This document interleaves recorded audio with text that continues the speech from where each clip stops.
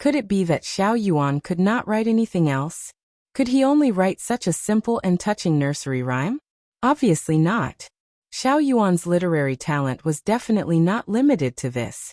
It was very easy for him to write more profound and beautiful poems. However, little Yuan had chosen such a nursery rhyme. Its composition was so shallow that it would make countless people laugh at it. Its content, when matched with the tune of rosy clouds chasing the moon, made people unable to laugh. He did not distinguish himself, he only cooperated. What a mother ** King tacit understanding. The moment Xiao Yuan asked Xiao Zhu to write, he knew what Xiao Bei needed. The two of them did not speak, nor did they exchange glances, but Xiao Yuan knew what to do. Xiao Bei also knew how to choose the song. Their purpose was simple. It was nothing more than to let the children of the tribe feel the pain of playing together, and then parting, and then tell them that they did not have to part in Tang Empire. At the last moment, Xiao Bao and Cuckoo were in charge of persuading the adults of the tribe to follow them to Tang Empire, while Xiao Bei and the rest could let the children of the tribe to assist them. How the hell are they going to let people live? I finally understand what strategic thinking is. The cooperation of Xiao Yuan, Xiao Zhu, Xiao Chang, and Xiao Bei is only one part of the strategy. Su Yilong felt a chill in her heart. She finally understood why the officials of the Tang Empire were so afraid of Xiao Bei and the other patrol inspectors. What was truly frightening was not the fact that they had committed 5 crimes, but the fact that there were 10 or 9 patrol inspectors. The most frightening thing was that they clearly knew everything, but pretended not to know when they were dealing with you. Thinking of this, Su Yilong no longer had any jealousy in her heart. It wasn't that she didn't want to, but she couldn't. When the gap was too big, there was no way to be jealous. She could only be envious and work hard to achieve this goal.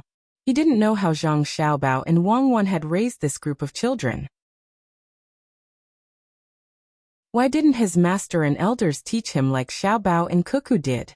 He was also jealous of the chemistry between Xiao Yuan and Xiao Bei. Usually, he would see Xiao Bei bullying Xiao Yuan, and Xiao Yuan always looked like he was easy to bully. However, it was clear now that Xiao Yuan was not easy to bully. He was just coaxing Xiao Bei, just like how Xiao Bao coaxed Cuckoo many times. However, if someone thought that people like Xiao Bao and Xiao Yuan who were afraid of women were easy to bully, they would instantly feel the fury of Xiao Bei and Cuckoo. They would definitely fight to the death. Definitely. Su Yilong unconsciously said the words in his heart.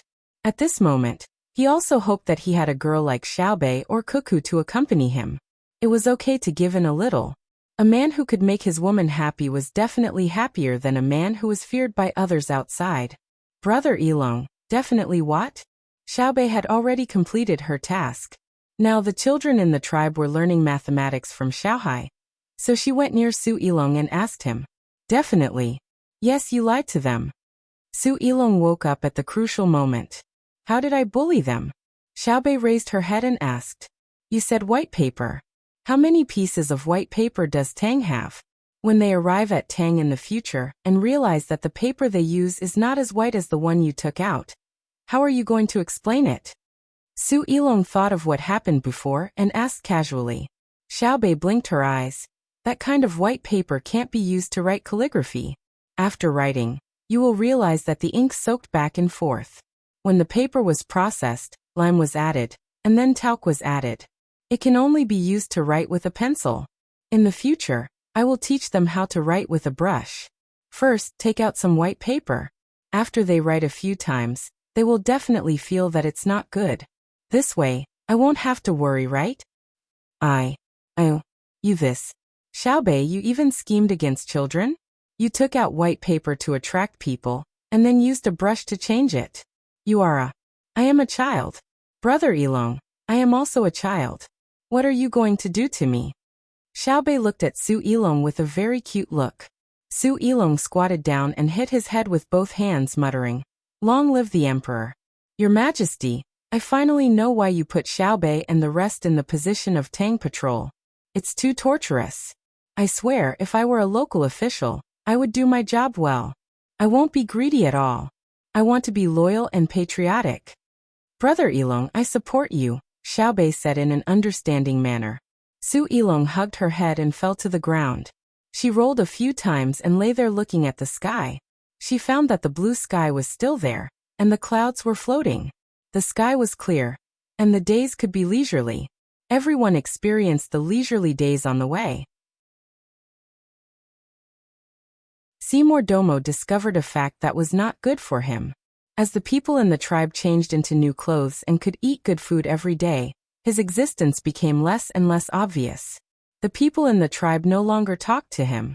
Every day, they happily did things according to the orders of the Tang people. They were more diligent and more proactive than before. The people in the tribe that he originally controlled had a happy expression on their faces, as if it was a happy thing to be able to work for the Tang people. Regarding this, Seymour Domo only felt annoyed and regretful. He realized the reason.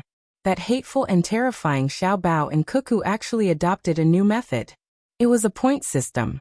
How much prey was hunted, how much firewood was collected, and how many wild herbs and mushrooms were harvested would give corresponding points. A warrior in the tribe who hunted a tiger alone was first reprimanded and deducted points. Because he did it alone with a spear, it was very dangerous. Therefore, the team deducted points from him, saying that he should have cooperated with others. Unless it was a critical moment of life and death, he could only do things on his own. 8 points were deducted.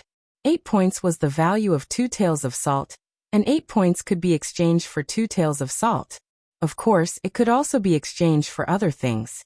After the deduction of 8 points, he was immediately given 20 points. Because of his bravery and strength, the tiger that he hunted was indeed worth these points. But there was also a warning.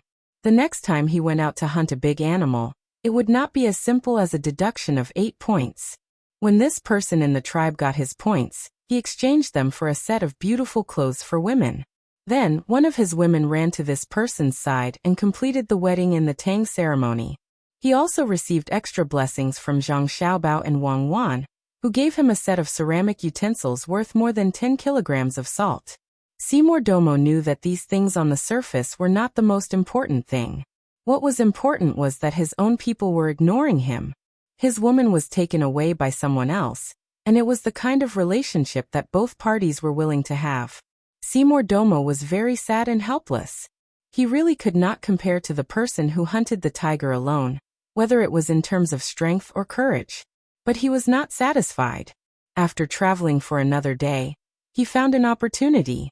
He said to the person who was in charge of guarding him, "I think you are more powerful than your leader." "Who?" The person came over and asked softly. "Zhang Xiaobao. Look at your body, then look at him. He does not have much strength. You can definitely kill 2 people like him, but now you are following him and listening to him. I feel sorry for you." Seymour Domo sighed and said. The person who was chosen by him thought for a while and said softly, "Did you see wrongly? The young master can fight 2 people like me. It's not a life and death battle, otherwise he can kill 5 people like me. I was chosen from the 4th generation of guards, but I'm not good at fighting. When I was chosen, the 3rd generation people could beat me like I was a toy. You are afraid, so you think he is powerful. Just like me and my tribe, I am not powerful, understand?" Seymour Domo thought that he found an opportunity and said. The person nodded. "I know. I also found that you are very weak, so there are only 6 people protecting you. If you can be like Little Master, there will be at least 20 people protecting you, and they will all be the 1st generation guards. You don't understand Little Master, so you think he is easy to bully. In this hot environment, if we were betting on Little Master, I would be dead now. You don't know Little Master's killing methods. He is more powerful than Little Lady, but he doesn't make a move." The person couldn't help but shiver as he spoke. Obviously, he had seen Little Master's actual performance. At that time, he jumped on roofs and ran on walls. At that time, he adapted to the terrain. At that time, he used spear and knife skills. At that time, he used close combat methods to exchange injuries for lives. Seymour Domo didn't know and was very puzzled. He looked at the person beside him and continued to persuade, "Don't think too much of him. Even if you punch him, he will dodge. I can see that you are very strong. Little Gongzi won't dodge. When I attack him, he will block and dodge. He will stick close to me, and the next moment, I will fly away. And even if I fly, little Gongzi will continue to attack me. Do you think I don't know? Little Gongzi practices Bajikwan, body hardening skill, and the will to fight with his life on the line. Then go catch Cuckoo and use her to threaten him. I can see that Xiaobao cares a lot about this woman. Seymour Domo didn't give up and continued to persuade. He thought he had a chance. I can't beat this little girl. I can think of a way to kill her, but don't even think about capturing her. In my manor, there are also some women like me who are in charge of fighting. They have a name, they are called the Overlord Flower. Perhaps because of their physical conditions, they have a weaker physique, but their willpower is higher than mine. If I can't catch them, they will hurt themselves to hurt the enemy. In reality, when their arms are caught by me, they will use the method of breaking their arms to complete their attack. The little lady is such a person, so the little Gongzi has never used force to oppress the little lady. Then you think you can make me betray you? I am telling you this because the journey is too long, and I have nothing to do. At the same time, I want you to know what kind of people you are facing. You think they are the same as you? You want me to deal with my family's young master and young madam? F***ck, look at the other 5 people around you. If I had hesitated just now, I would have died. You're such an idiot. Brother Wang, why don't you believe me? The person who was talking to Seymour Domo looked at Seymour Domo with disdain, and asked the person beside him with a bitter face. It's not that I doubt you, but you know the rules. If someone is close to Seymour Domo, the rest of us will have our guns loaded. If I am close to you, are you sure you won't load your gun? The person who was called Brother Wang didn't change his expression at all. You see? Brother, it's not that I don't want to give you face and make you waste your time, but I have no choice. I also have parents and children. Then why are you telling me this? Seymour Domo didn't understand. Do you want to be with your people in the future, and you can get more women? The person who was called by Seymour Domo asked.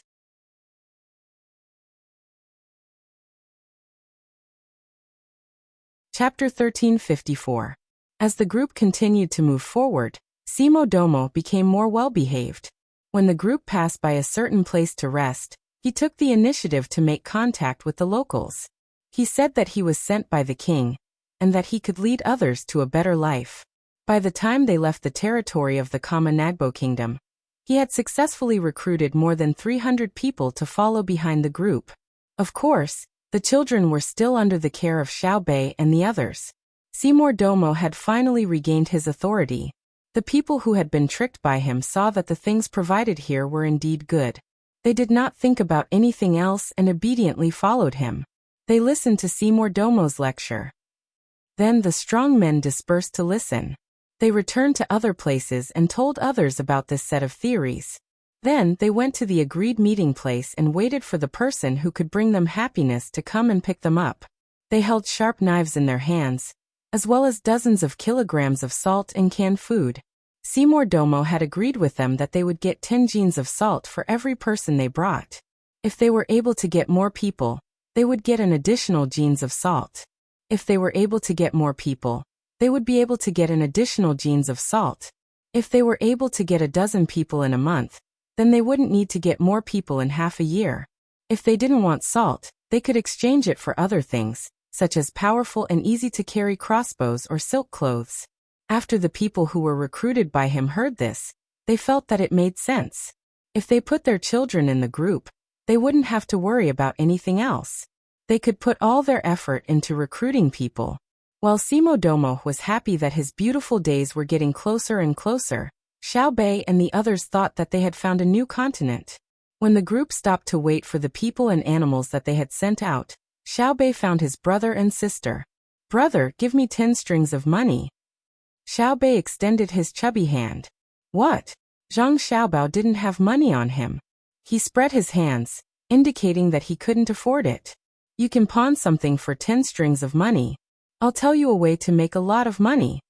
Xiao Bei didn't withdraw his hand. Zhang Xiaobao rummaged through his body and took out 2 small copper beads. He said to his sister, "Nowadays, copper is also very valuable.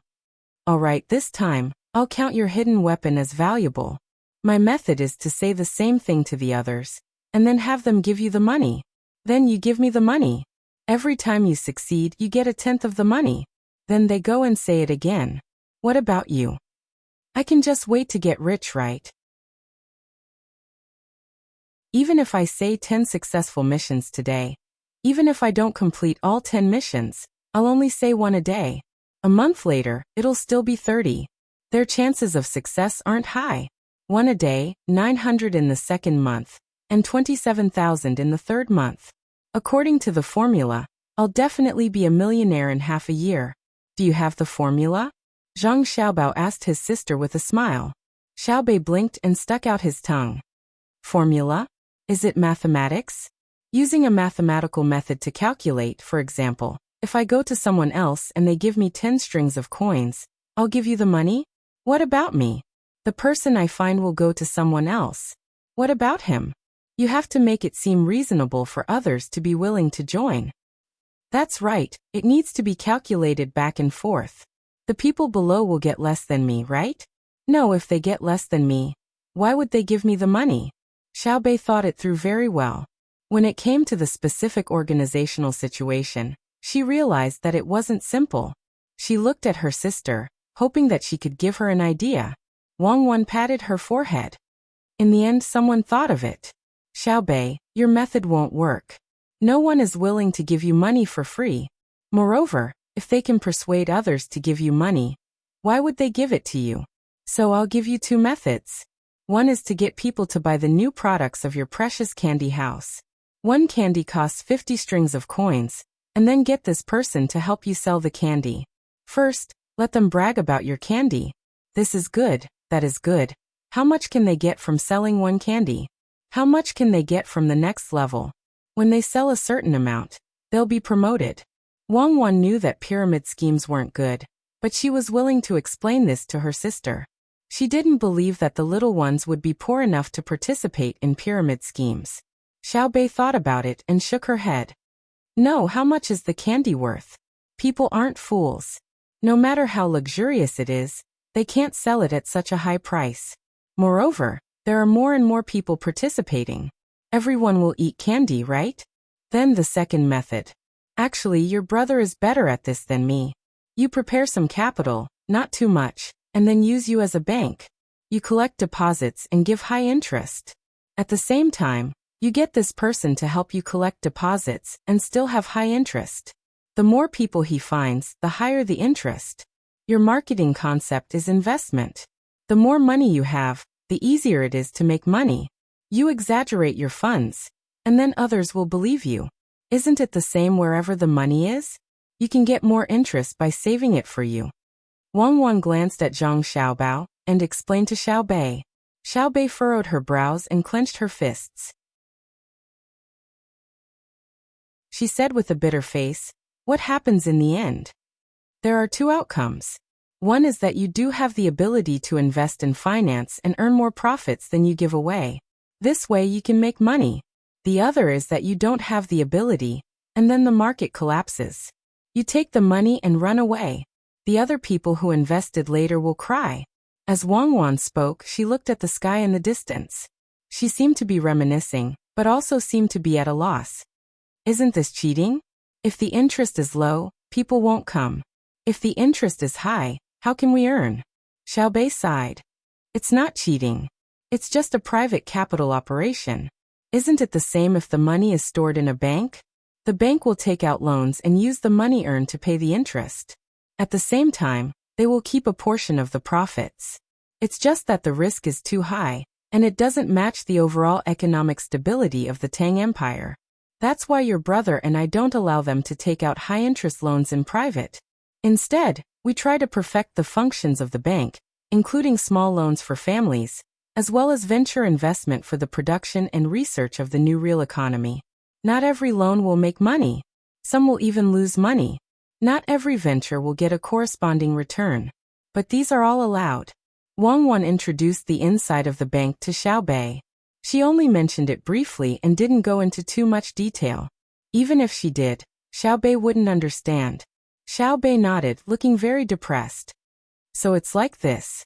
I thought we were the first to think of it. Others probably thought of it long ago, but no one dared to do it. Are there any other loopholes to exploit? There are.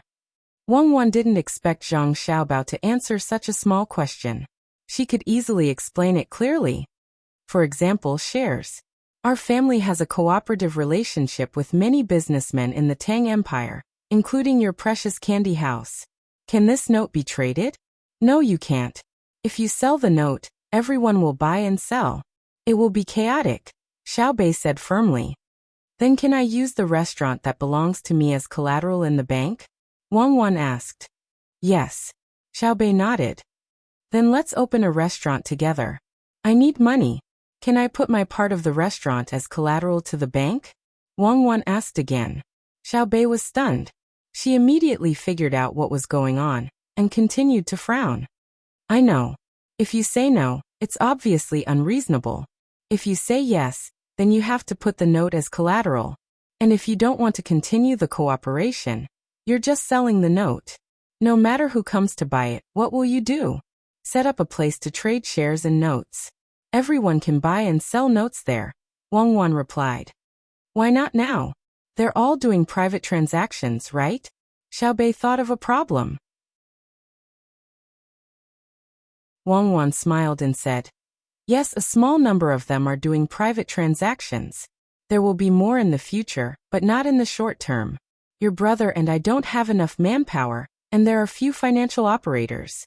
In a few years, you'll know that when a country develops, economic problems will appear one after another. As long as people have desires, they can't stop it. Xiaobei couldn't imagine what the future would be like. She nodded, not fully understanding. She returned the 2 copper beads to her brother, and ran to the other little guys to repeat the story. Seeing his sister run away, Zhang Xiaobao smiled and said to Wang, our brothers and sisters are very smart.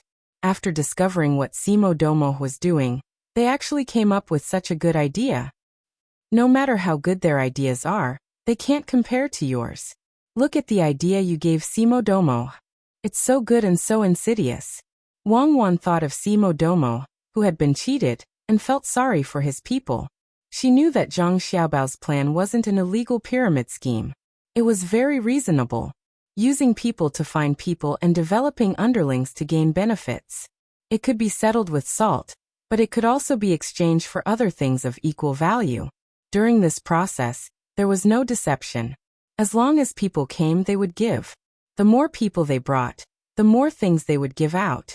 The problem was that this was still a slave society, just like the places her team had to pass through. There, Zhang Xiaobao used salt to encourage people to catch slaves and use slaves to exchange for salt. Now, it was another way of saying it, but it was still encouraging people to catch slaves.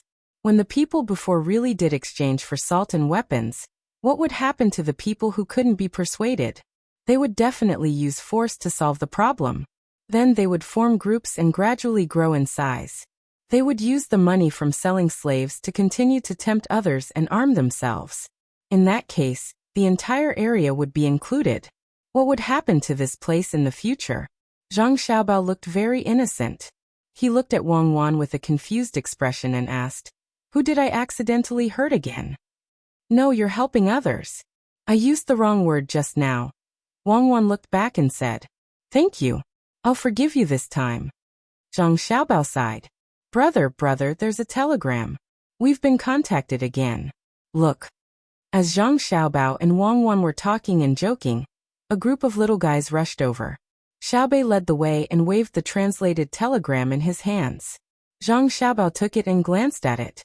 He stuffed the telegram into Wang's hands and said, someone is restless again. They think that I can't deal with them because I'm far away, right? Wang also read it, and handed the telegram to Xiaobei for them to play with. She said to Zhang Xiaobao, previously, I was talking to Xiaobei about illegal pyramid schemes and stocks. This time, there's futures. I remember someone from Japan was playing this game. This is just a game of warrants. Now that food futures have appeared, can't they stop? You're tuning in to the Earbook Haven YouTube channel.